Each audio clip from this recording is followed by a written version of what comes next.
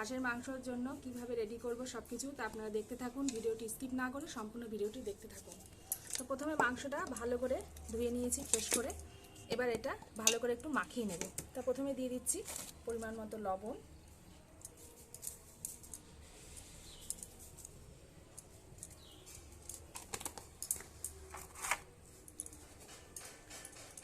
দিয়ে দিচ্ছি হলুদ,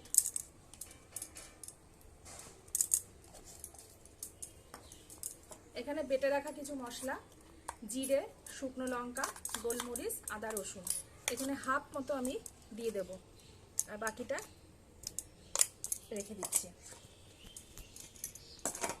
দিয়ে দিচ্ছি একটু ধনের গুঁড়ো দিয়ে দিলাম আর দিয়ে দেব কুচানো পেঁয়াজ, এখানে হাফ পেঁয়াজ দিয়ে দিচ্ছি আর বাকিটা তেলে দিয়ে দেবো।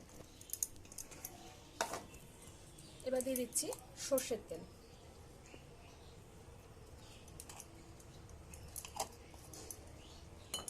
এবার এটাকে খুব ভালোভাবে মাখিয়ে নিতে হবে, যতটা সম্ভব হাত দিয়ে বেশ সুন্দর করে এটাকে মাখাতে হবে।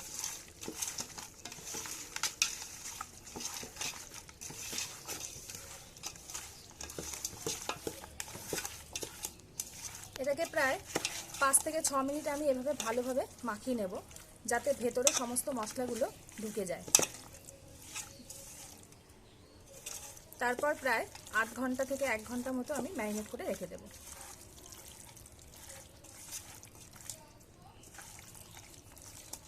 ফোন করেছিল, ধরা হয়নি, কথা বলিস। এই দেখ উঠে গেল রে। তো সর্ষের তেল দিয়ে দিচ্ছি। এবার আলুটা ভালোভাবে লাল লাল করে ভেজে নেব।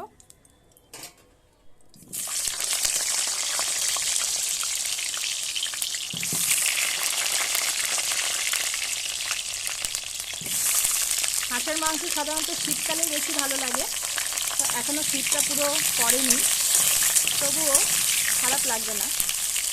তো আলুটা একটু লাল লাল করে ভেজে নিচ্ছি। দিয়ে দিচ্ছি পরিমাণ মতো লবণ আর হলুদ। আলুগুলো লাল লাল করে ভাজা হয়ে গেছে। আলুটা একটু কড়া করে ভাজলে কিন্তু খেতে বেশি ভালো লাগে। তো এই দেখুন বেশ খুব সুন্দরভাবে কড়াভাবে ভাজা হয়ে গেছে। এবার আলুগুলো এবার দিয়ে দেবো ফোড়ন, জিরে, তেজপাতা আর শুকনো লঙ্কা দিয়ে দিচ্ছি। বাকি পেঁয়াজটা, হাফ পেঁয়াজ আমি মাখিয়ে নিয়েছিলাম মাংসের সাথে, আর হাফ পেঁয়াজটা এটা ভেজে নেব ভালোভাবে। এবার বাকি মশলাটা দিয়ে দেব। এবার এটা খুব ভালোভাবে ভেজে নিতে হবে, আরেকটু কষিয়ে নেব। এবার এই মশলাটা কষানোর সময় আমি আরেকটু সরষের তেল দিয়ে দেবো।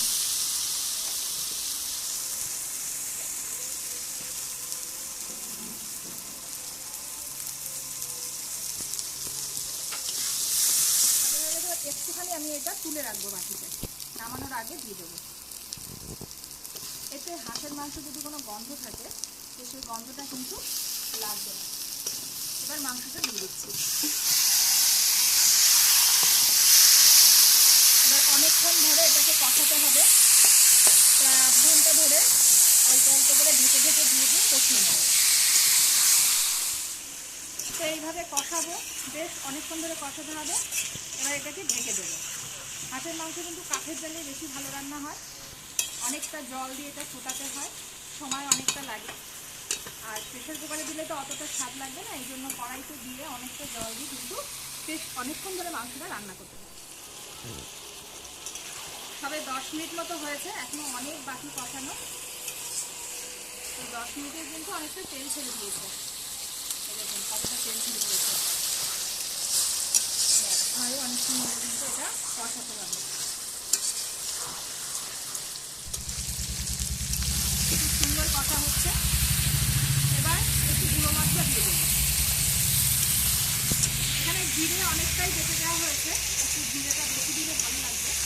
তো আর একটু জিরের গুঁড়ো দিয়ে দেবো, জিরের গুঁড়ো আর একটু গরম মশলার গুঁড়ো দিয়ে দিচ্ছি, একটু জিরের গুঁড়ো।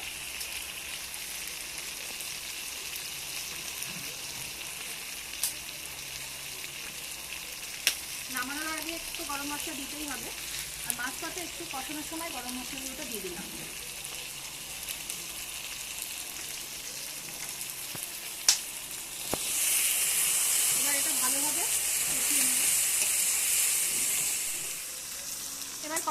আস্ত রসুন দিয়ে দিচ্ছি।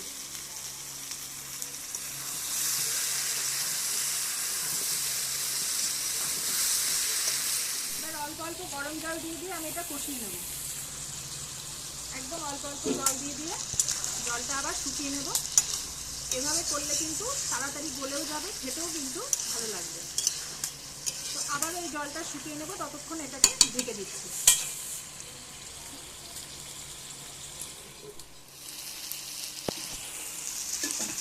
3 থেকে 4 বার অল্প অল্প জল দিয়ে এভাবে কষিয়ে নিয়েছি। তাই কিন্তু কষাটা প্রায় রেডি। আর 5 থেকে 6 মিনিট মতন কষালেই হয়ে যাবে। তেল ছেড়ে দিয়েছে খুব সুন্দরভাবে। তো এভাবে কষালে কিন্তু হাঁসের মাংস খেতে বেশি স্বাদ হবে, গলবেও ভালো। আবার যে গন্ধ অনেক সময় লাগে সেটা কিন্তু লাগবে না। এইভাবে অল্প অল্প অবশ্যই গরম জল দিতে হবে। ঠান্ডা জল এখানে একদমই চলবে না। যত গরম জল হবে তত কিন্তু মাংসটা খেতে সুস্বাদু হবে। প্রায় 40 থেকে 45 মিনিট, 1.5 ঘন্টা ধরে কিন্তু এটা কষে নিয়েছে। খুব ভালোভাবে কষা হয়ে গেছে। এই দেখুন তলাটা প্রায় লেগে আসছে। খুব সুন্দরভাবে কষে নিয়েছে। এই দেখুন তলাটা একটু পোড়া পোড়া মতনও হয়ে গেছে। এভাবে 3 থেকে 4 বার অল্প জল দিয়ে কষে নিলে কিন্তু কষাটা আরও বেশি ভালো হয়। তো এবার দিয়ে দিচ্ছি গরম জল। একটু পরিমাণে বেশি জলটা দিতে হবে।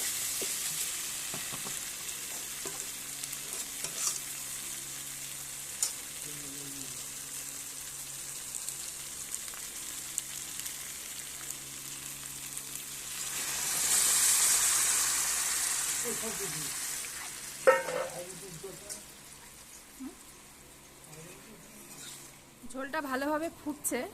এবার দিয়ে দেব 4 টুকরো পেঁপে। এতে কিন্তু মাংসটা গলতে সাহায্য হবে। বড় বড় করে পেঁপে কেটে দিয়ে দিলাম। আর দিয়ে দিচ্ছি কটা শুকনো লঙ্কা, মাঝখান দিয়ে চিড়ে চিড়ে লঙ্কা দিয়ে দিলাম।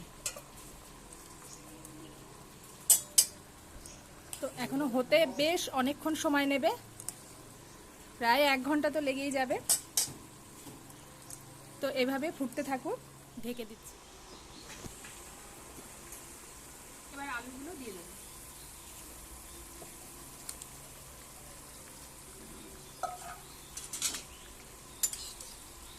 আরও কিন্তু 8 ঘন্টা মতো সময় লাগবে।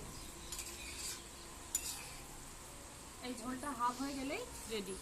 আর একটু ঢেকে দিচ্ছি। প্রায় কিন্তু হয়ে এসছে। এবার দিয়ে দেবো গরম মশলা আর সেই যে মশলাটা রেখে দিয়েছিলাম মশলাটা, আর একটু কাঁচা তেল দেবো, যেহেতু হাঁসের মাংস দিয়ে আরেকটু ফোটাতে হবে। কিন্তু অনেকক্ষণ ধরে এই রান্নাটা হলো, 1.5 ঘন্টা। এবার দিয়ে দিচ্ছি গরম মশলাগুলো দিয়ে দিলাম। আর দিয়ে দেবো যে মশলাটা তুলে রেখেছিলাম, এই মশলাটা দিয়ে দিলাম।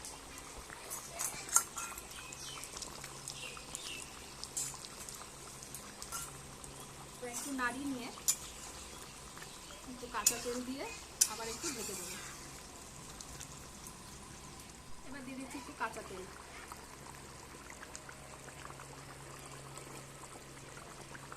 আর 5-7 মিনিট মতো থাকলেই কিন্তু রেডি হয়ে যাবে। মাংসটা দেখি কেমন গলেছে। এই দেখুন গলে গেছে সম্পূর্ণ মাংসটা, খুব সুন্দর গলেছে। কিন্তু পেঁপে দেওয়াতে কিন্তু গলতে আরও বেশি সুবিধা হয়েছে। তো আরেকটু ঢেকে দেবো।